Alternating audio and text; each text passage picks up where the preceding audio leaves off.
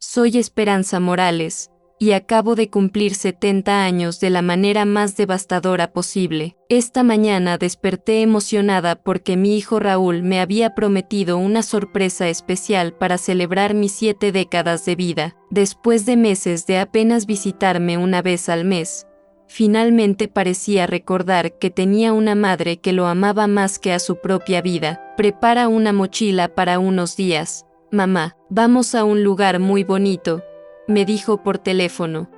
Mi corazón se llenó de esperanza. Tal vez por fin tendríamos tiempo juntos, como cuando era niño y me pedía que le contara cuentos antes de dormir. Pero cuando llegamos a nuestro destino, una cabaña abandonada y podrida perdida en los bosques helados de Toluca, las palabras que salieron de su boca me partieron el alma en 1000 pedazos. Ahora tú vives aquí, mamá. La casa será mía. Que la disfrutes. Me abandonó en mi cumpleaños número 70. Su regalo fue dejarme sola para morir en una cabaña sin calefacción, sin electricidad, con ventanas rotas y temperaturas bajo cero. Mi propio hijo, el niño que cargué en mis brazos, que alimenté con tortillas hechas con mis propias manos, me trajo aquí para que muriera como un animal abandonado. Las primeras noches son un infierno de frío, hambre y desesperación. Solo tengo algunas latas vencidas, agua sucia y la ropa que pude empacar. Cada crujido del bosque me aterra, cada ráfaga de viento me congela hasta los huesos. Tejo para mantenerme cuerda, punto tras punto, mientras las lágrimas se congelan en mis mejillas. Pero cuando estoy a punto de rendirme, cuando mi cuerpo ya no puede más y colapso en el huerto abandonado, aparece Miguel Sandoval, un joven leñador que me encuentra desmayada. Sus ojos tienen la bondad que perdí en mi propio hijo, y sus manos callosas me salvan la vida. Miguel y su familia, doña Carmen, don Roberto, la pequeña Lupita y toda una comunidad de corazones nobles me adoptan como si fuera su abuela de sangre. Por primera vez en años, me siento útil, querida, parte de algo hermoso. Estos extraños me dan el amor que mi propia familia me negó. Pero 6 semanas después, cuando ya he encontrado la felicidad entre mis nuevos seres queridos, cuando los niños me llaman abuelita y las mujeres aprenden mis recetas, escucho el rugido familiar de un motor en el camino de terracería. Raúl ha regresado, y por la expresión en su rostro cuando me ve viva, rodeada de risas infantiles y amor verdadero, entiendo algo que me hiela la sangre. No vino a rescatarme, vino a confirmar que estuviera muerta.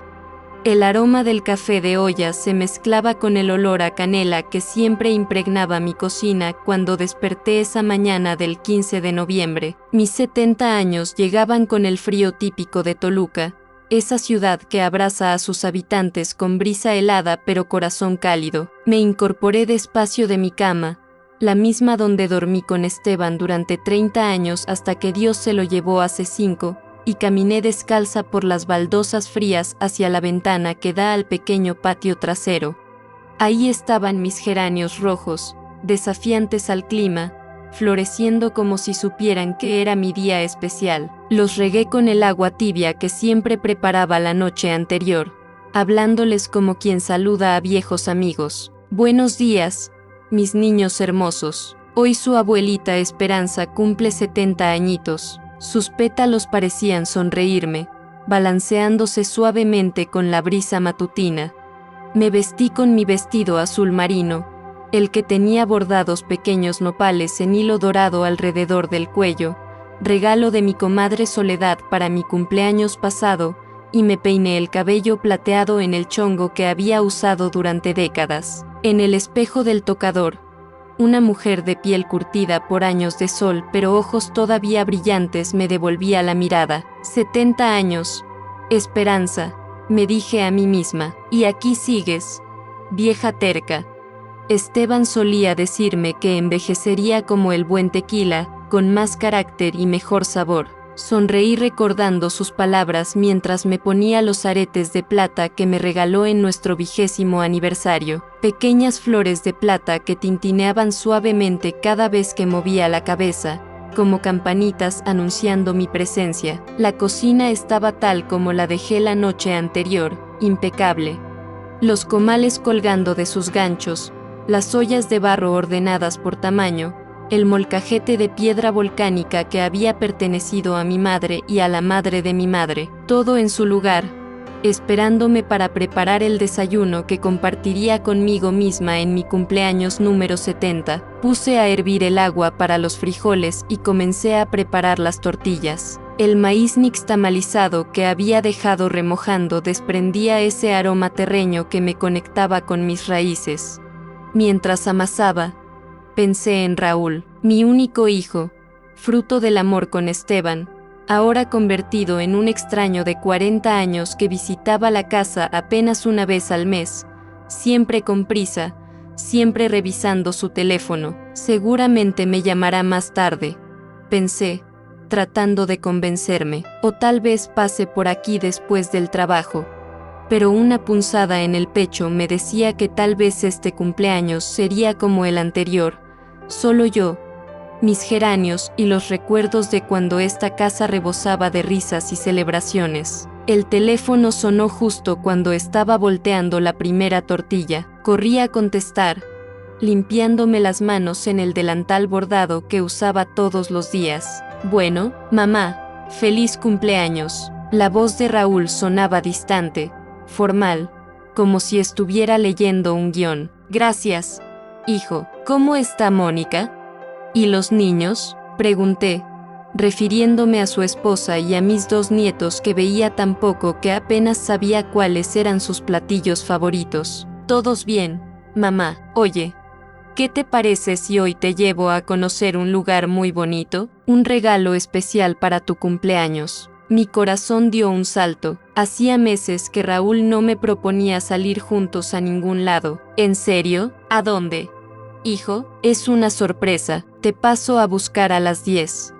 Prepara una mochila con ropa para unos días. Vamos a hacer un pequeño viaje. ¿Unos días? La emoción me llenó la voz. ¿A dónde vamos? ¿Cuernavaca? ¿Acá a las grutas de la Estrella? Es sorpresa, mamá. Solo prepara tu mochila y tus medicinas. Y no te preocupes por la casa. Yo me encargo de todo. Colgué el teléfono con una sonrisa que no sentía desde hacía meses. Mi hijo, mi Raúl, finalmente se acordaba de mí el día de mi cumpleaños. Tal vez la edad lo estaba haciendo reflexionar sobre la importancia de la familia. Tal vez Mónica le había dicho que debía tratar mejor a su madre. No importaban las razones. Lo que importaba era que tendríamos tiempo juntos. Guardé algunas tortillas en un tupper por si acaso no había comida donde fuéramos. Empaqué mi ropa interior de algodón, 2 vestidos sencillos, mi chal de rebocillo para el frío y mis medicinas para la presión arterial en una mochila vieja de tela que había pertenecido a Esteban. También metí mi costurero con algunos hilos de colores y una madeja de lana café que había comprado en el mercado para tejer bufandas antes de que llegara diciembre. A las 10 en punto, Raúl llegó en su camioneta plateada, esa que había comprado hacía 2 años y de la que hablaba como si fuera su hijo favorito. Bajó del vehículo usando un traje negro que yo no le conocía y zapatos brillantes que parecían nuevos. Su cabello estaba perfectamente peinado hacia atrás con gel, y llevaba unas gafas de sol caras que ocultaban sus ojos. ¿Lista, mamá?, me preguntó sin siquiera darme un beso en la mejilla, como solía hacer cuando era niño. Lista, hijo, respondí, cargando mi mochila. Él no se ofreció a ayudarme ni a abrirme la puerta del coche. Subí al asiento del copiloto mientras él ya había encendido el motor y revisaba algo en su teléfono. Salimos de Toluca rumbo a las montañas. El paisaje se volvía más verde y boscoso conforme subíamos, y el aire se hacía más frío y puro.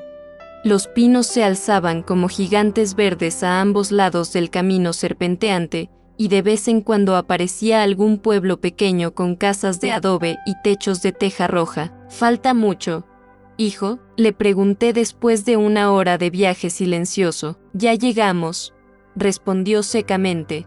sin mirarme, tomó una desviación hacia un camino de terracería que se internaba más profundamente en el bosque. La camioneta se sacudía con cada bache, y yo me agarraba del cinturón de seguridad tratando de no quejarme. Los árboles se volvían más densos, más altos, creando un túnel verde por donde apenas se colaba la luz del sol. Finalmente, se detuvo frente a una construcción que me hizo contener la respiración, pero no de admiración, sino de horror. Era una cabaña de madera que parecía haber sido abandonada durante años. Las tablas estaban grises y carcomidas, algunas ventanas tenían los vidrios rotos, y el techo de lámina mostraba manchas de óxido que goteaban como lágrimas marrones por las paredes. ¿Qué es este lugar, hijo?, pregunté, sintiendo que el estómago se me contraía. Raúl bajó de la camioneta sin responder. Tomó mi mochila de la parte trasera y caminó hacia la puerta de la cabaña. Yo lo seguí despacio, con las piernas temblorosas, pisando hierbas altas que habían crecido sin control alrededor de la construcción. Abrió la puerta con una llave que sacó de su bolsillo, cuando había conseguido esa llave, y me hizo un gesto para que entrara. El interior era aún peor que el exterior. Una sola habitación con una cama vieja y un colchón manchado, una mesa de madera astillada, una estufa de gas que parecía no funcionar desde hace décadas y un pequeño baño con una taza de váter sin tapa y un lavabo agrietado. Raúl, ¿qué es esto? Mi voz salió como un susurro ahogado. Él dejó mi mochila sobre la mesa y se dirigió hacia la puerta sin mirarme a los ojos. Ahora tú vives aquí, mamá. La casa será mía. Que la disfrutes. ¿Qué? Las palabras no salían de mi garganta. Hijo, no entiendo. ¿De qué hablas? La casa de Toluca ya la puse en venta. Con lo que saque voy a comprar un departamento más grande para mi familia. Tú ya no cabes ahí. Raúl, por favor. Esto debe ser una broma. Me acerqué a él con los brazos extendidos, suplicante. Es mi cumpleaños, hijo. Tu papá construyó esa casa para nosotros. Mi papá está muerto, mamá, y tú ya estás vieja. Esta cabaña es mejor para ti, más tranquila, más apropiada. Las palabras me golpearon como piedras en el pecho. Mi propio hijo, el niño que cargué en mis brazos durante noches de fiebre, que alimenté con tortillas hechas con mis propias manos, que consolé cuando lloraba por pesadillas, me estaba abandonando como si fuera un animal viejo que ya no servía para nada. Hijo, por favor. Las lágrimas comenzaron a rodar por mis mejillas. No me hagas esto. Soy tu madre. Ahí está tu mochila. Traeremos provisiones una vez por semana. O tal vez cada 2 semanas. Caminó hacia la puerta sin mirar atrás. Adiós, mamá. Raúl. No me dejes aquí, grité, corriendo detrás de él. Por favor. Hijo, Raúl. Pero él ya había subido a la camioneta y encendido el motor. Lo último que vi fue el reflejo del sol en sus gafas oscuras mientras aceleraba por el camino de terracería, levantando una nube de polvo que se quedó suspendida en el aire como el fantasma de mi vida anterior. Me quedé ahí parada, en la puerta de esa cabaña abandonada, viendo cómo las luces traseras de la camioneta desaparecían entre los pinos. El silencio del bosque me envolvió como una manta pesada. No había más sonidos que el viento moviendo las ramas altas de los árboles y el latido furioso de mi corazón. Mis piernas flaquearon y me senté en el escalón de madera podrida de la entrada. Las lágrimas caían sin control mientras trataba de procesar lo que acababa de pasar. Mi hijo, mi único hijo, me había traído aquí para abandonarme, en mi cumpleaños número 70, como si fuera basura que había que esconder en el lugar más lejano posible. Esteban, susurré hacia el cielo que se veía a través de las copas de los árboles. ¿Cómo pudimos criar a un hijo así? ¿Qué hicimos mal? El viento sopló más fuerte, haciendo crujir las maderas de la cabaña. Se sentía como si la construcción entera fuera a desplomarse en cualquier momento. Me limpié las lágrimas con el dorso de la mano y me puse de pie. Si iba a morir en este lugar olvidado de Dios, al menos moriría con dignidad. Entré a la cabaña y cerré la puerta. La oscuridad me envolvió inmediatamente. Apenas entraba luz por las ventanas sucias y rotas. Busqué un interruptor de luz, pero cuando lo encontré y lo accioné, nada pasó. Por supuesto que no había electricidad. Caminé hacia la ventana más grande y la abrí para que entrara aire fresco. El paisaje que se veía desde ahí habría sido hermoso en otras circunstancias, pinos gigantescos extendiéndose hasta donde alcanzaba la vista, montañas azules en el horizonte y el cielo más limpio que había visto en años. Pero ahora, ese paisaje solo me recordaba lo lejos que estaba de todo lo que conocía, de todo lo que amaba. Abrí mi mochila sobre la mesa astillada. Ahí estaban mis 2 vestidos, mi ropa interior, mis medicinas, y el costurero que había metido sin saber por qué. Tomé la madeja de lana café entre mis manos. Era suave, del color de la tierra después de la lluvia. Sin darme cuenta, mis dedos comenzaron a trabajar, creando el primer punto de lo que sería un rebocillo. Si voy a morir aquí, me dije en voz alta, al menos moriré haciendo algo útil. Las primeras puntadas fueron torpes, interrumpidas por sollozos que no podía controlar, pero poco a poco, el ritmo familiar del tejido comenzó a calmar mi respiración. Punto por punto, fila por fila, las horas pasaron. Cuando la luz del día comenzó a desvanecerse, tenía ya unas cuantas pulgadas de tejido entre mis manos. La temperatura empezó a bajar dramáticamente. Me di cuenta de que no había mantas en la cama, y que la estufa de gas probablemente no funcionaba. Busqué en los gabinetes de la cocina y encontré algunas latas de frijoles vencidas, un paquete de tortillas duras como piedra, y una botella de agua a medio terminar que sabía a tierra. Esa primera noche fue la más larga de mi vida. Me acosté en la cama sin desvestirme, usando mi chal como manta y mi mochila como almohada extra. El frío se colaba por cada grieta de la cabaña, y yo temblaba tanto que los resortes de la cama vieja crujían constantemente. Escuchaba sonidos que jamás había oído antes, el aullar lejano de lo que podrían ser coyotes, el crujir de ramas que se rompían en la distancia, y pasos, o eso me parecía, caminando alrededor de la cabaña. Cada ruido me hacía abrir los ojos de par en par y contener la respiración. Virgen de Guadalupe, rezaba una y otra vez, protégeme en esta noche, no me dejes morir sola en este lugar. Pero por primera vez en mi vida, sentía que ni siquiera la Virgen podía escucharme en esta soledad tan profunda. Estaba más lejos de todo lo que conocía de lo que jamás pensé que sería posible. Mi hijo me había llevado aquí para que muriera, y tal vez lo conseguiría. Cuando finalmente llegó el amanecer, yo seguía despierta, acurrucada bajo mi chal, tejiendo punto tras punto en la oscuridad. No sabía si el rebocillo que estaba creando me mantendría caliente, pero al menos me mantenía cuerda. Era mi primer día como una mujer abandonada en el bosque, el primero de lo que podrían ser mis últimos días de vida. Capítulo 2. Entre la muerte y la esperanza, los días siguientes se convirtieron en una rutina de supervivencia que jamás pensé que tendría que aprender a mis 70 años. Despertar con el cuerpo entumecido por el frío, buscar algo comestible entre las latas vencidas, y tejer hasta que mis dedos se entumecían para mantener la cordura. El rebocillo crecía lentamente, punto a punto, como mi resistencia a este castigo que no merecía.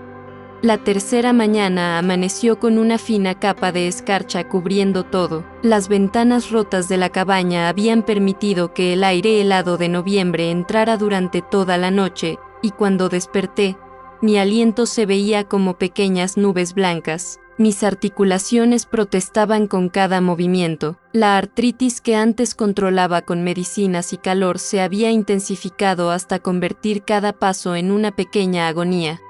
Me levanté despacio, envuelta en mi chal y el rebocillo que ya me llegaba hasta los hombros. Afuera, el bosque se veía como una postal navideña que habría sido hermosa si no fuera mi prisión. Los pinos gigantescos estaban decorados con cristales de hielo que brillaban como diamantes con los primeros rayos del sol. Caminé hasta la cocina, si es que podía llamarse así a ese rincón con una estufa rota y un fregadero sin agua corriente, y revisé mis provisiones.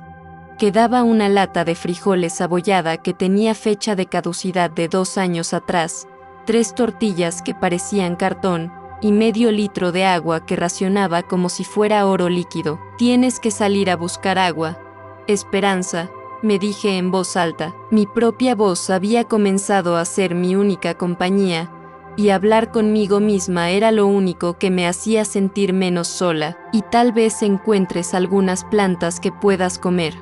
Me puse mi vestido más abrigado encima del que ya traía, me envolví en el chal y salí de la cabaña por primera vez desde que Raúl me abandonó. El aire frío me golpeó la cara como una cachetada, pero respirar aire puro después de 3 días en ese cuarto cerrado se sintió como una bendición. Caminé despacio entre los pinos, buscando algún arroyo o manantial.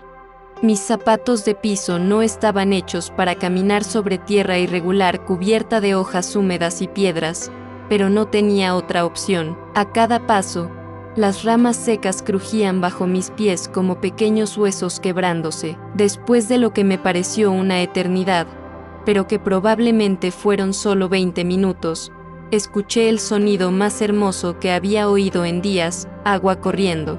Seguí el sonido hasta encontrar un pequeño arroyo que bajaba entre las rocas, cristalino y frío como el aire de la montaña. Me arrodillé sobre las piedras húmedas, ignorando el dolor en mis rodillas, y bebí directamente del arroyo como lo habría hecho un animal sediento. El agua estaba tan fría que me dolían los dientes, pero sabía más pura que cualquier agua embotellada que hubiera probado en mi vida. Llené la botella de plástico que había traído conmigo y comencé el camino de regreso a la cabaña, pero a mitad del trayecto, mis piernas comenzaron a fallarme. Los 3 días comiendo casi nada, durmiendo mal y luchando contra el frío habían cobrado factura en mi cuerpo de 70 años. Me senté en el tronco caído de un pino gigantesco, jadeando como si hubiera corrido un maratón. Las manos me temblaban no solo de frío, sino de debilidad. «Virgen Santísima», susurré, «dame fuerzas para llegar a la cabaña, no me dejes morir aquí en el bosque como un animal». Fue entonces cuando lo vi, un pequeño huerto abandonado detrás de la cabaña que no había notado antes. Entre las hierbas crecidas y la maleza, distinguí las formas familiares de plantas de chile, algunas matas de quelites, y lo que parecía ser cilantro silvestre. Mi corazón dio un salto de esperanza. Con las pocas energías que me quedaban, me dirigí hacia el huerto.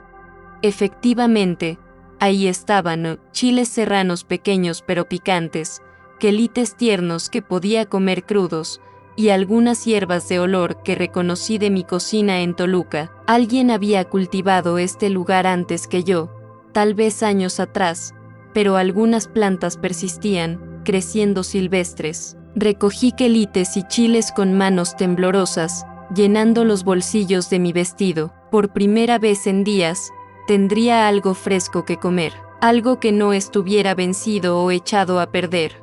Pero cuando me incorporé después de recolectar los últimos quelites, el mundo comenzó a dar vueltas a mi alrededor. Las montañas se inclinaron, los árboles se movieron como si fueran de gelatina, y el suelo se acercó a mi cara más rápido de lo que pude reaccionar. Lo último que recuerdo antes de desmayarme fue el olor a tierra húmeda y el sonido lejano de alguien gritando mi nombre. Pero eso era imposible. Nadie sabía mi nombre en este lugar olvidado de Dios. Desperté horas después, o tal vez días. No tenía forma de saberlo en mi propia cama de la cabaña, pero algo había cambiado. Había una manta gruesa de lana sobre mi cuerpo, una que definitivamente no era mía. El fuego crepitaba en la estufa que creía descompuesta, llenando la habitación de un calor bendito que no había sentido desde que llegué. «Ya despertó», escuché una voz masculina joven que hablaba con suavidad. Giré la cabeza despacio, sintiendo como si tuviera un martillo golpeándome las sienes. Sentado en la silla de madera astillada había un hombre joven, tal vez de unos 28 años, con piel morena curtida por el sol y manos grandes y callosas que hablaban de trabajo duro. Vestía ropa sencilla de trabajo, camisa de franela azul, jeans desgastados y botas de trabajo que habían visto mejores días. ¿Quién eres?, logré susurrar con voz ronca. Miguel Sandoval, respondió con una sonrisa gentil que iluminó sus ojos café oscuro. Vivo con mi familia como a 2 kilómetros de aquí. La encontré desmayada en el huerto. Señora, casi se nos va. ¿Cuánto tiempo estuve? 2 días completos. Le subió mucho la fiebre. Mi mamá dice que fue por la falta de comida y el frío. Se acercó a la cama y puso su mano grande sobre mi frente. Ya está mejor. Gracias a Dios. Tu mamá, doña Carmen Sandoval, es curandera. Conoce todas las plantas medicinales del bosque. Ella me mandó a traerle esto. Miguel levantó un termo grande, caldo de pollo con epazote y hierbabuena. Dice que se lo tome todo.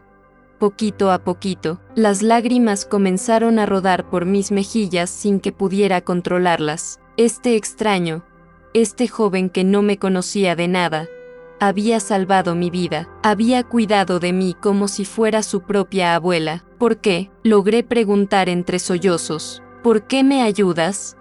Miguel se quedó callado un momento, mirándose las manos. Mi papá murió hace 3 años, cáncer de pulmón. Los últimos meses estuvo muy enfermo, y yo no sabía cómo cuidarlo. Una señora del pueblo, doña Refugio, nos ayudó, nos enseñó a darle las medicinas, a hacerle caldos especiales, a acompañarlo para que no tuviera miedo. Levantó la vista hacia mí. Ella me dijo, mijo, cuando veas a una persona mayor que necesite ayuda, acuérdate de tu papá.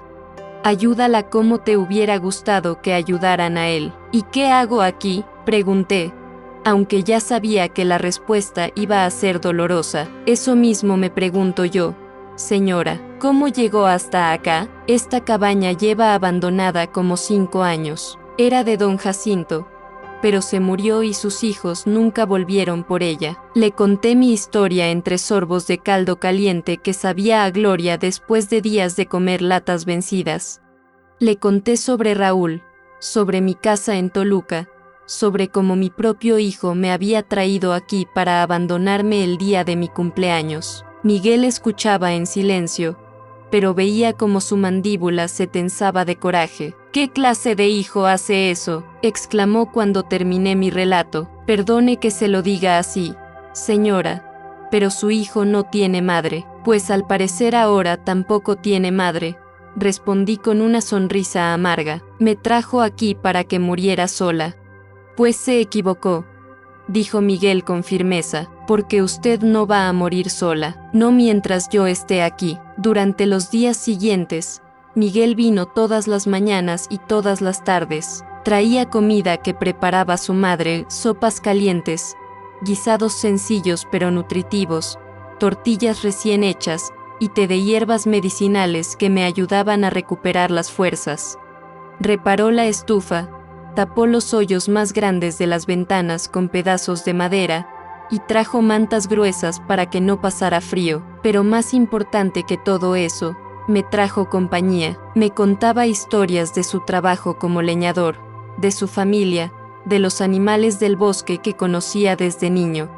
Y yo le contaba historias de mi vida, como conocí a Esteban en un baile del pueblo, cómo construimos nuestra casa ladrillo por ladrillo, cómo crié a Raúl con tanto amor que ahora me parecía imposible que fuera el mismo hombre que me abandonó. Cuénteme cómo se hacen esos rebozos tan bonitos, me pidió una tarde, señalando el trabajo que siempre tenía en las manos. ¿En serio te interesa?, pregunté sorprendida. No muchos jóvenes se interesaban por las tradiciones textiles. Mi hermana menor, Lupita, siempre anda pidiendo que le enseñe cosas de mujeres, pero mi mamá está muy ocupada con el trabajo. Tal vez usted le pueda enseñar. ¿Cuántos años tiene Lupita? 8. Es muy lista, pero muy inquieta. Mi papá decía que tenía hormigas en los pies. Sonreí. Tráela, me encantaría conocerla. Al día siguiente, Miguel llegó acompañado de una niña de cabello negro brillante trenzado con listones rojos, ojos grandes y curiosos, y una sonrisa que iluminaba todo su rostro moreno. Vestía un vestido sencillo de algodón floreado y huaraches de cuero que se veían hechos a mano. ¿Usted es la abuelita que sabe tejer?, preguntó sin timidez, acercándose a mi cama donde yo estaba sentada trabajando en el rebocillo. Soy Esperanza, le dije, extendiendo los brazos. ¿Y tú eres Lupita? Lupita Sandoval Hernández, respondió con orgullo, dejándose abrazar. Olía a jabón de pasta y a las flores silvestres que había estado recogiendo en el camino. ¿Quieres aprender a tejer? Sus ojos se iluminaron como estrellas. Sí, mi bisabuela sabía hacer rebozos preciosos, pero se murió cuando yo tenía 5 años y no me enseñó nada. Pasamos toda la tarde juntas. Le enseñé los puntos básicos, cómo sostener las agujas, cómo mantener la tensión pareja del hilo. Sus pequeños dedos eran torpes al principio, pero tenía paciencia y ganas de aprender. Mientras trabajábamos, me contó sobre su familia, su escuela en el pueblo, y sus sueños de algún día viajar a la Ciudad de México. ¿Por qué vive aquí solita, abuelita Esperanza?, me preguntó de repente, usando el apelativo cariñoso que me llegó directo al corazón. Porque mi hijo pensó que era lo mejor para mí, respondí, tratando de no sonar amarga delante de la niña. Pues su hijo está tonto, declaró con la honestidad brutal de los niños. Los abuelitos no deben vivir solos, deben vivir con su familia. ¿Y si la familia no los quiere? Lupita me miró con esos ojos grandes y serios. Entonces la familia está rota, pero se puede arreglar. Mi mamá dice que todo se puede arreglar si se pone amor y paciencia. Esa noche, después de que Miguel y Lupita se fueron, me quedé pensando en las palabras de la niña. Todo se puede arreglar si se pone amor y paciencia. ¿Sería posible que mi relación con Raúl se pudiera arreglar? ¿O ya era demasiado tarde? Los días pasaron más rápido de lo que esperaba. Miguel venía todas las mañanas antes de ir a trabajar, y todas las tardes cuando regresaba. A veces traía a Lupita, otras veces venía acompañado de su madre, doña Carmen, una mujer robusta de unos 50 años con manos expertas en curar tanto cuerpos como corazones. «Mija», me dijo doña Carmen una tarde mientras revisaba mis medicinas, «Miguel me ha contado su historia. ¿Qué hijo tan desgraciado tiene usted?» «No diga eso, doña Carmen. Sigue siendo mi hijo. El amor de madre es lo más fuerte que hay en este mundo», respondió, acomodándome las almohadas. Pero a veces los hijos se olvidan de que las madres también somos personas, no solo máquinas de dar amor y atención. ¿Usted cree que Raúl regrese por mí? Doña Carmen se quedó callada un momento, mirando por la ventana hacia el bosque. Creo que la culpa es como la mala hierba. Mija, crece sola, y tarde o temprano se hace tan grande que no se puede ignorar. Una semana después de conocer a Miguel y su familia, llegó don Roberto Vázquez, el esposo de doña Carmen. Era un hombre alto y delgado, de bigote blanco y manos que hablaban de décadas trabajando la madera. Sin que yo se lo pidiera, comenzó a reparar la cabaña. «Esto no está bien para una señora mayor», masculló mientras reemplazaba las tablas más podridas de la pared. «¿Qué clase de hijo deja a su madre vivir en estas condiciones? Don Roberto, no se moleste, yo puedo pagar». «¿Con qué va a pagar, doña Esperanza?», me interrumpió amablemente. «Aquí entre nosotros nos cuidamos. Usted es parte de la familia ahora». Familia, esa palabra que no había escuchado dirigida hacia mí en tanto tiempo que había olvidado cómo sonaba. Esta gente, estos extraños que me encontraron moribunda en un huerto abandonado, me había adoptado como si fuera su abuela de toda la vida. Pronto comenzaron a llegar otros miembros de esta comunidad extendida. Los Hernández trajeron a sus 3 hijos para que conocieran a la abuelita que sabe tejer. Los García me regalaron gallinas para que tuviera huevos frescos. Los pequeños Morales me dibujaron tarjetas de colores con flores y corazones.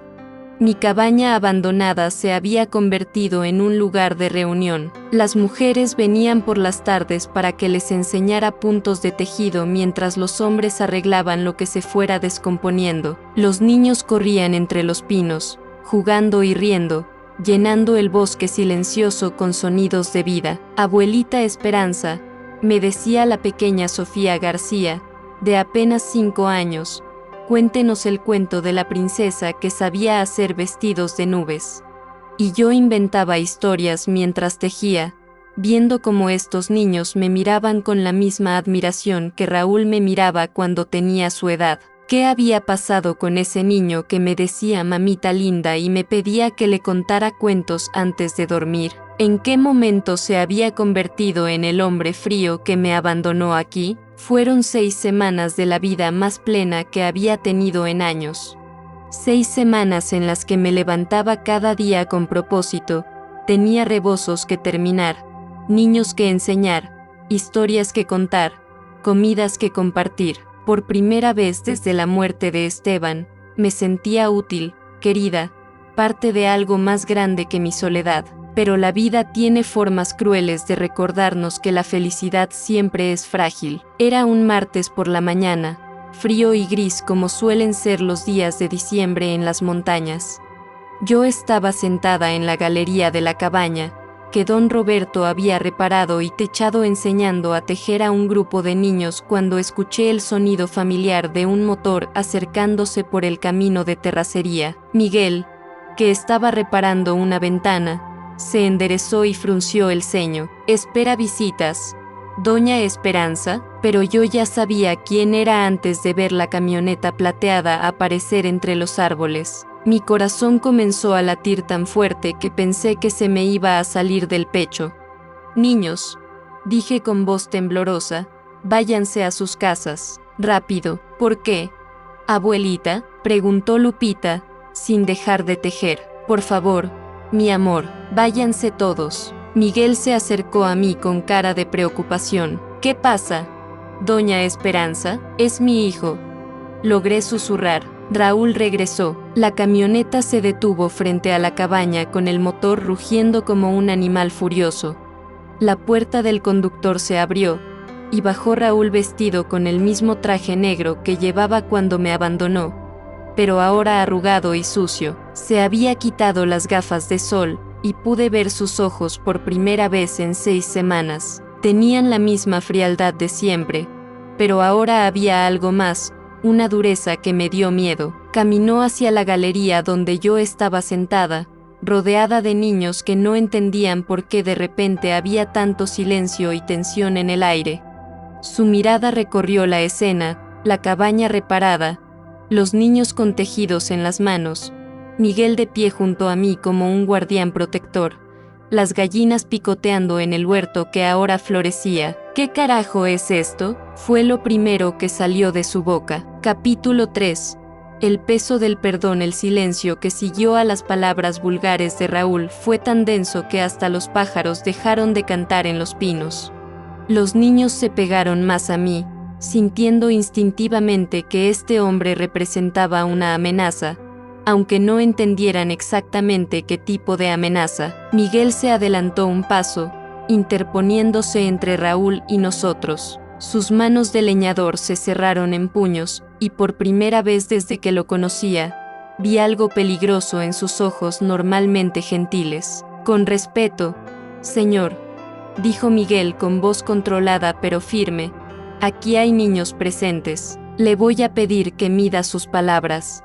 Raúl lo miró de arriba a abajo con desprecio, como si Miguel fuera algo que se había pegado a la suela de su zapato. ¿Y tú quién carajo eres? ¿Qué haces en mi propiedad? Miguel Sandoval, respondió sin bajar la mirada. Y esta no es su propiedad, señor. Esta cabaña pertenecía a don Jacinto Morales, que murió hace 5 años. Sus herederos nunca la reclamaron. Pues ahora la reclamo yo, gruñó Raúl, sacando unos papeles arrugados del bolsillo de su saco. La compré la semana pasada, tengo las escrituras. Mi corazón se desplomó hasta el estómago. Había comprado la cabaña, Mi propio hijo había comprado el lugar donde me abandonó para asegurarse de que nunca pudiera reclamar nada, de que nunca tuviera derechos sobre nada. Raúl, logré decir con voz temblorosa, poniéndome de pie despacio, hijo, has regresado. Se volteó hacia mí, y en su cara vi algo que me heló la sangre. No era solo frialdad o indiferencia, era decepción.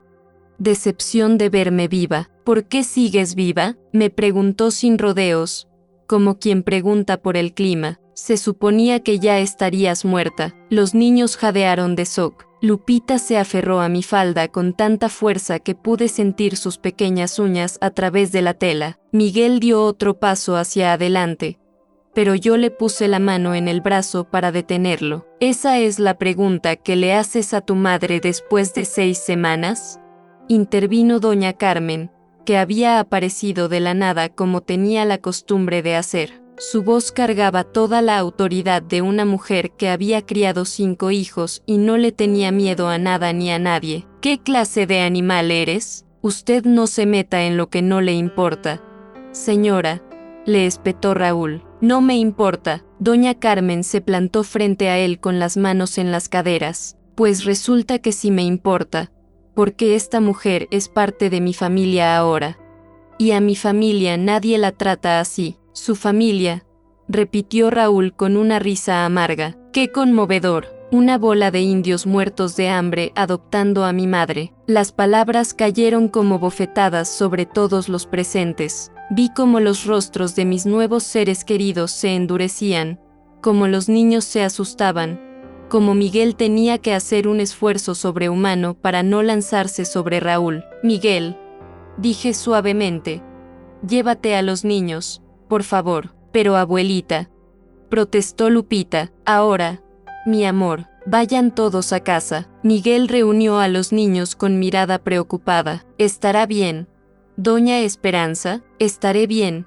Mentí, porque ya nada estaría bien después de esto. Cuando nos quedamos solos, Raúl, doña Carmen y yo, mi hijo caminó hacia la cabaña inspeccionando las reparaciones como si fuera un comprador evaluando una propiedad. Veo que arreglaron el lugar, comentó con sarcasmo. Qué lástima, era perfecta para lo que necesitaba.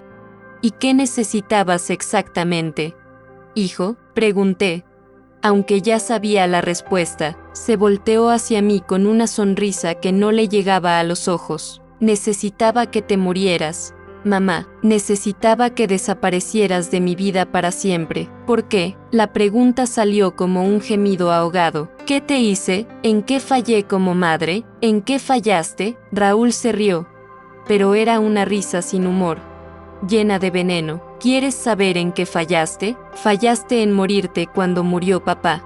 Fallaste en no ser una carga. Fallaste en no estorbar mis planes. Doña Carmen me tomó del brazo cuando sintió que mis piernas flaqueaban. Siéntese, mija, no escuche a este desgraciado. No, dije, enderezándome con toda la dignidad que me quedaba. Quiero escuchar todo lo que tiene que decir, todo lo que ha estado guardando. Raúl se aflojó la corbata como si lo estuviera ahorcando. ¿Sabes cuánto vale la casa de Toluca? La casa que tú te empeñabas en mantener como si fuera un museo de mi padre muerto. 3 millones de pesos. Mamá, 3 millones que necesito para el negocio de Mónica, para la educación de mis hijos, para mi futuro. Esa casa la construyó tu padre para nosotros. Mi padre está muerto, gritó, y por primera vez sexta emoción real en sus ojos. Pero no era dolor o tristeza, era rabia. Lleva 5 años muerto, y tú sigues viviendo como si fuera a regresar. Sigues cocinando para 2. Sigues hablando de él como si estuviera en el cuarto de al lado. Lo amaba. Raúl, ¿cómo te amo a ti? Pues tu amor es una carga que ya no puedo cargar, respondió, pasándose las manos por el cabello perfectamente peinado. Cada vez que vengo a esa casa, veo su fantasma en cada rincón. Veo cómo tú te aferras al pasado mientras yo trato de construir un futuro, y no puedo vender la casa contigo ahí, porque eres muy sentimental, muy apegada a los recuerdos. Entonces me trajiste aquí para que te murieras dignamente, mamá, en paz, en la naturaleza, sin hospitales ni sufrimiento. Era mejor para todos. Las palabras me golpearon como puñetazos, una tras otra. Mi hijo había planeado mi muerte. Había calculado cuánto tiempo me tomaría morir de frío y hambre en esta cabaña abandonada. Había hecho sus planes de negocio contando con mi muerte. ¿Y Mónica?, pregunté con voz quebrada. ¿Ella sabe lo que hiciste? Por primera vez, Raúl vaciló. Mónica piensa que estás en un asilo de ancianos muy bonito en Cuernavaca. Le dije que era lo que tú querías. ¿Y mis nietos? Les dije que te habías ido a vivir lejos y que era mejor no molestarte. Cada revelación era peor que la anterior. No solo me había condenado a morir sola, sino que había borrado mi existencia de la vida de mis nietos. Había construido una mentira completa para que nadie me extrañara, para que nadie hiciera preguntas. Pero mira, continuó Raúl, señalando alrededor con desprecio, resultó que eres más terca de lo que pensé. No solo no te moriste, sino que te conseguiste una nueva familia. ¡Qué conmovedor! Más familia de la que tú me diste en años, respondí, y por primera vez desde que llegó, vi que mis palabras lo afectaron. ¿Sabes qué? Raúl sacó las llaves de su camioneta. Ya me cansé de este drama. La cabaña es mía, así que te voy a dar dos opciones. O te vienes conmigo ahora mismo y vendemos la casa de Toluca en paz, o te quedas aquí y me aseguro de que estos amigos tuyos sepan que están invadiendo propiedad privada. ¿Me estás amenazando? Te estoy dando opciones. Doña Carmen, que había estado callada durante toda la discusión, finalmente explotó. Hijo de la chingada, ¿cómo te atreves a chantajear a tu propia madre? Señora, le voy a pedir que... No me vas a pedir nada. Doña Carmen se plantó frente a él como un general dispuesto a la guerra. ¿Sabes qué? Tu madre tiene razón. Eres peor que cualquier animal, porque los animales cuidan a sus crías y a sus mayores. Tú no eres ni animal. No sé qué eres. Fue entonces cuando aparecieron los demás. Miguel había vuelto, acompañado de don Roberto, los hermanos García, los Hernández, y al menos una docena de personas más de la comunidad. Hombres, mujeres y algunos niños mayores, todos parados en silencio pero con determinación, formando un semicírculo protector alrededor de mí. Raúl los miró con desdén, pero pude ver que estaba nervioso. Era una cosa intimidar a una anciana sola, y otra muy diferente enfrentarse a una comunidad entera que claramente no estaba dispuesta a dejarlo hacer lo que quisiera. ¿Qué es esto? ¿Una asamblea de pueblo?, preguntó con sarcasmo, pero su voz había perdido parte de su seguridad. Esto, dijo Miguel dando un paso adelante, es lo que pasa cuando lastimas a alguien a quien queremos. Doña Esperanza es parte de nuestra familia, añadió don Roberto con voz calmada pero firme, y protegemos a nuestra familia. A ver si entiendo, dijo Raúl, mirando a cada uno de los presentes. ¿Ustedes van a impedir que me lleve a mi propia madre? Vamos a impedir que le hagas daño, respondió Miguel. Si ella quiere irse contigo, es su decisión. Pero si la estás obligando o amenazando, entonces tenemos un problema. Raúl se volteó hacia mí con los ojos llenos de frustración y algo que podría haber sido desesperación. Mamá, diles que te vienes conmigo. Diles que todo esto es un malentendido. Lo miré a los ojos.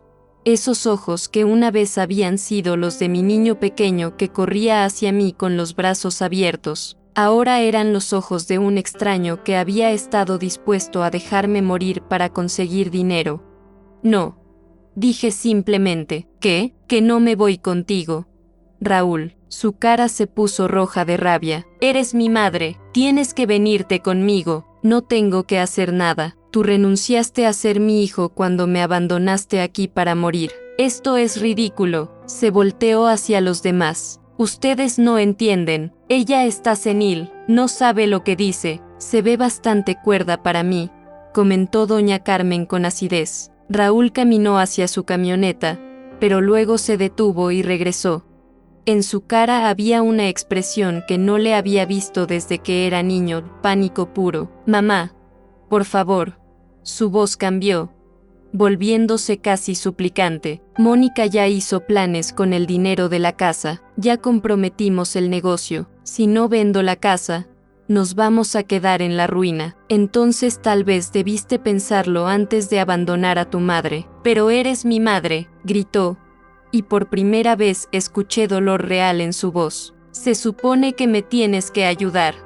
Se supone que los padres se sacrifican por los hijos. Como yo me sacrifiqué trabajando doble turno para pagar tus estudios cuando tu padre se enfermó, cómo me sacrifiqué vendiendo mis joyas para que pudieras poner tu primer negocio, cómo me sacrifiqué quedándome sola en esa casa enorme para que tú pudieras vivir tu vida sin preocuparte por mí. Cada pregunta lo golpeó como una bofetada. Vi cómo sus hombros se hundían, como la máscara de frialdad se resquebrajaba poco a poco.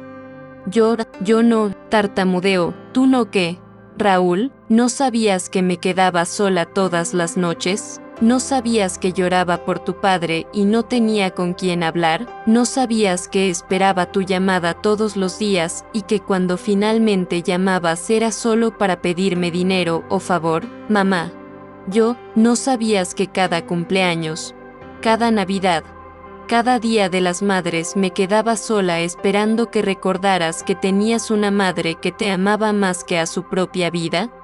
Ahora las lágrimas corrían libremente por mis mejillas, pero no eran lágrimas de tristeza, eran lágrimas de liberación. 5 años de soledad, de dolor guardado, de amor no correspondido estaban saliendo finalmente. Yo te di todo, Raúl, todo lo que tenía, todo lo que era, y tú me pagaste trayéndome aquí para morir sola como un animal. Raúl se desplomó sobre el capó de su camioneta, cubriéndose la cara con las manos. Por primera vez en años, lo sexta llorar.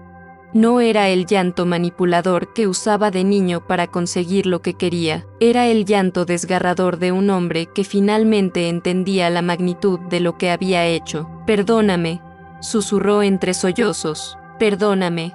Mamá, no sabía, no entendía, ¿no entendías qué? No entendía que te estaba perdiendo. Levantó la cara hacia mí y vi a mi niño pequeño en sus ojos hinchados de lágrimas. Cuando murió papá, yo también me morí un poco.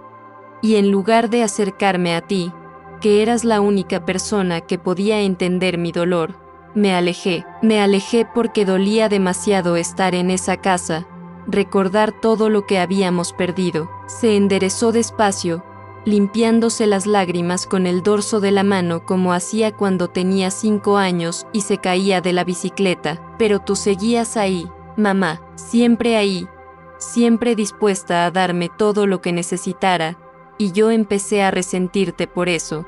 Te resentía porque me recordabas todo lo que había perdido. Te resentía porque tu amor me hacía sentir culpable de no poder amarte de vuelta, hijo. Y cuando Mónica empezó a presionarme por el dinero, cuando los niños necesitaron más espacio, cuando todo se volvió más caro y complicado, fue más fácil verte como un obstáculo en lugar de como mi madre. Caminó hacia mí despacio, como si tuviera miedo de que huyera.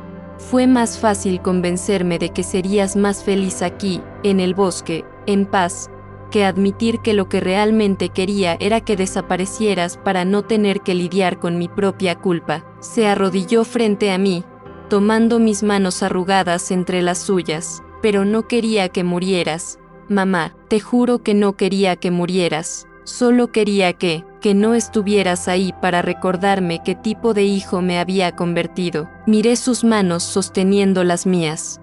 Eran las manos de Esteban, con los mismos dedos largos y las mismas líneas, pero también eran las manos del niño que una vez me había hecho un collar de margaritas silvestres para el Día de las Madres. ¿Y ahora qué, Raúl? ¿Ahora que ya dije todo esto enfrente de extraños? ¿Ahora que ya no puedes fingir que soy solo un obstáculo? Ahora, dijo con voz quebrada, quiero llevarte a casa, quiero llevarte de vuelta a tu casa, la casa que papá construyó para ti, la casa donde perteneces. Y quiero pedirte perdón todos los días por el resto de mi vida. ¿Y el dinero? ¿Los planes de Mónica? ¿Que se joda el dinero? respondió con vehemencia. Que se jodan los planes. Nada vale más que mi madre. Miré a mi alrededor, a todas las caras que me observaban con expectación. Doña Carmen me asintió casi imperceptiblemente. Miguel tenía los ojos húmedos. Los niños me miraban con preocupación, sin entender completamente lo que estaba pasando, pero sintiendo la gravedad del momento. Estas personas, dije señalando a mi familia del bosque, me salvaron la vida cuando tú me dejaste aquí para morir. Me dieron amor cuando tú me diste abandono. Me trataron como familia cuando tú me trataste como basura. Lo sé, si me voy contigo, no es porque te perdone inmediatamente. Es porque todavía tengo esperanza de que el niño que crié con tanto amor siga ahí, en algún lugar de tu corazón. Está ahí, mamá, te lo juro que está ahí. Y si me voy contigo, no es para abandonar a esta gente que me salvó. Son mi familia también ahora, y siempre lo serán. Por supuesto, respondió rápidamente. Pueden visitarte cuando quieran, y tú puedes venir aquí cuando quieras. Y la cabaña es tuya, para siempre, para que hagas con ella lo que quieras. Me puse de pie despacio, sintiendo el peso de la decisión más importante que había tomado en años. Caminé hacia Miguel, que me esperaba con los brazos abiertos. Gracias, le dije, abrazándolo fuerte. Gracias por salvarme. Gracias por ser el hijo que nunca tuve. Gracias por ser la madre que perdí, respondió con voz ahogada. Abracé a doña Carmen, a don Roberto, a cada uno de los adultos que me habían adoptado como familia. Tomé a Lupita en mis brazos y le susurré al oído: seguiré enseñándote a tejer, mi amor. Te lo prometo. Me va a visitar, abuelita, cada semana, prometí. Y tú me puedes visitar a mí también. Finalmente, me dirigí hacia la camioneta donde Raúl me esperaba con la puerta del pasajero abierta. Antes de subir, me volteé hacia la cabaña que había sido mi prisión y luego mi santuario. Gracias, le dije al bosque, a los pinos gigantescos, al viento que había secado mis lágrimas tantas noches. Gracias por enseñarme que la familia no siempre viene de la sangre. El viaje de regreso a Toluca transcurrió en silencio. Raúl manejaba despacio, como si quisiera alargar el tiempo antes de tener que enfrentar las explicaciones que tendría que dar en casa. Yo miraba por la ventana, viendo cómo el bosque daba paso gradualmente a los campos y luego a los primeros edificios de la ciudad. Mamá, dijo finalmente cuando ya estábamos entrando a Toluca, ¿cómo voy a explicarle esto a Mónica, a los niños? Con la verdad, respondí simplemente. Les vas a decir que abandonaste a tu madre y que ella tuvo que salvarse sola. Les vas a decir que entendiste que estabas equivocado y que viniste por ella. Van a pensar que soy un monstruo. Tal vez, pero también van a ver que un monstruo puede cambiar si realmente lo quiere. Cuando llegamos a la casa, mi corazón dio un vuelco al ver la fachada familiar. El jardín estaba descuidado, las ventanas sucias, y la puerta principal tenía un letrero de se vende que me dolió en el alma. Voy a quitar el letrero, dijo Raúl siguiendo mi mirada, y vamos a limpiar el jardín juntos, agregué. ¿Cómo hacíamos cuando eras niño? Esa noche, sentada en mi propia cocina por primera vez en 6 semanas, preparé café de olla para los dos. Raúl se sentó a la mesa donde había desayunado miles de veces durante su infancia, viendo cómo yo movía las manos con la familiaridad de décadas. ¿Crees que algún día podrás perdonarme realmente?, me preguntó. Puse la taza de café frente a él y me senté en la silla de enfrente. El perdón no es algo que se da de una vez, hijo. Es algo que se construye día a día, con acciones, no con palabras. ¿Qué tengo que hacer? Tienes que amarme, respondí simplemente. No cuidarme por obligación, no visitarme por culpa. Amarme, como yo te he amado a ti desde el día que naciste, sin condiciones, sin reproches, sin esperar nada a cambio. ¿Y si no soy capaz? ¿Y si he perdido esa capacidad? Tomé su mano sobre la mesa, esa mano que había sostenido cuando aprendía a caminar, que había vendado cuando se lastimaba, que había aplaudido en sus graduaciones. Entonces la vamos a recuperar juntos, le dije, porque eso es lo que hacen las familias verdaderas. Se perdonan, se curan y aprenden a amarse otra vez. 6 meses después, la casa volvía a estar llena de vida.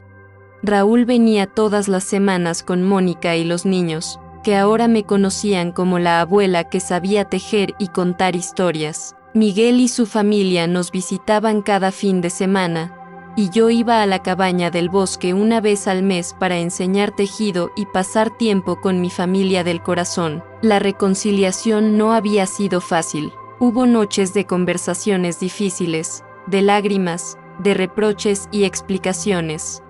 Mónica había necesitado tiempo para procesar lo que su esposo había hecho, y los niños habían tenido que reaprender a confiar en el abuelo que había mentido sobre el paradero de su abuela. Pero el amor verdadero, el que nace del perdón y se alimenta de la esperanza, siempre encuentra la manera de sanar las heridas más profundas. Una tarde de domingo, mientras Raúl jugaba en el jardín con sus hijos y Lupita me ayudaba a preparar mole para la comida familiar, me senté en la galería de mi casa a tejer. En mis manos crecía un rebocillo nuevo, de colores brillantes como el futuro que habíamos construido desde las cenizas de nuestra relación rota. Abuelita Esperanza, me dijo Lupita, sentándose a mi lado con su propio tejido, ¿está contenta de haber regresado a casa? Miré hacia el jardín donde mi hijo recuperado, perseguía a sus pequeños entre las flores que habíamos plantado juntos. Miré hacia la cocina donde Mónica y doña Carmen preparaban tortillas como si fueran hermanas de toda la vida. Miré hacia el futuro que se extendía ante nosotros como un camino lleno de posibilidades. Estoy en casa, mi niña, respondí, abrazándola contra mi pecho. Finalmente estoy en casa. Y en ese momento, con mis dos familias unidas bajo el mismo cielo, entendí que a veces es necesario perderse completamente para encontrar el camino de vuelta a casa. A veces hay que morir un poco para renacer más fuerte, y a veces, el amor más grande es el que nace del perdón más difícil. Mi rebocillo siguió creciendo, punto a punto, como segunda oportunidades tejidas con hilos de esperanza. En mi cumpleaños número 70, mi hijo me llevó hasta una casa vieja en el bosque. Ahora tú vives aquí. La casa será mía, que la disfrutes. Y me abandonó allí, sola.